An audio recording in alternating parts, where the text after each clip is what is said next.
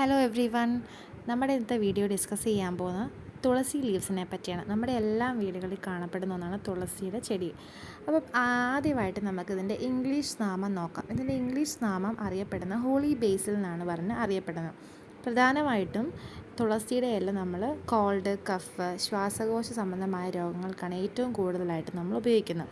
ഇനി നമുക്കിതിൻ്റെ കുറച്ച് ബെനഫിറ്റ്സ് നോക്കാം. ഇത് നമ്മുടെ ഇമ്മ്യൂൺ സിസ്റ്റത്തെ സഹായിക്കുന്ന ഒന്നാണ്. അതായത് കോൾഡ്, ഫ്ലൂ, പനി, ആസ്മ തുടങ്ങിയ രോഗങ്ങൾക്ക് ഏറ്റവും അധികമായിട്ട് നമ്മൾ ഉപയോഗിക്കുന്ന ഒന്നാണ് ഈ തുളസി ലീവ്സ്. നമ്മുടെ ഡൈജഷനെ സഹായിക്കുന്ന ഒന്നുകൂടിയാണ് ഈ തുളസിയുടെ ഇലകൾ. നമ്മുടെ ശരീരത്തിലുണ്ടാകുന്ന അണുബാധയെ ഹീൽ ചെയ്യാൻ അഥവാ സൗഖ്യമാക്കാൻ കഴിവുള്ള ഒന്നുകൂടിയാണ് തുളസി ലീവ്സ്. നമ്മുടെ ബ്ലഡിനെ പ്യൂരിഫൈ ചെയ്യാനും ഇത് സഹായിക്കുന്നു.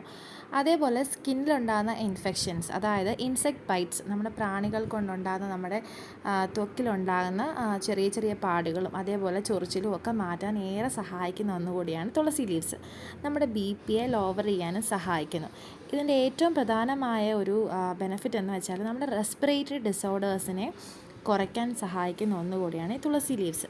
ഇത് നമുക്ക് എങ്ങനെയൊക്കെ കൺസ്യൂം ചെയ്യാൻ പറ്റുമെന്ന് ഇനി നോക്കാം. നമുക്ക് ചായക്കകത്ത് ഇതിൻ്റെ ഇലകളിട്ട് കൺസ്യൂം ചെയ്യാൻ പറ്റും. അതേപോലെ ക്യാപ്സ്യൂൾസ് ആയിട്ടും ഇത് അവൈലബിൾ ആണ്.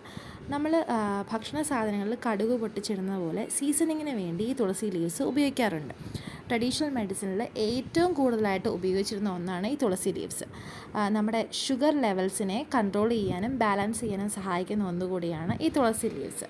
നിങ്ങൾക്ക് ഇതിൻ്റെ ബെനഫിറ്റ്സൊക്കെ ഏറെക്കുറെ മനസ്സിലായെന്ന് വിചാരിക്കുന്നു. Thank you.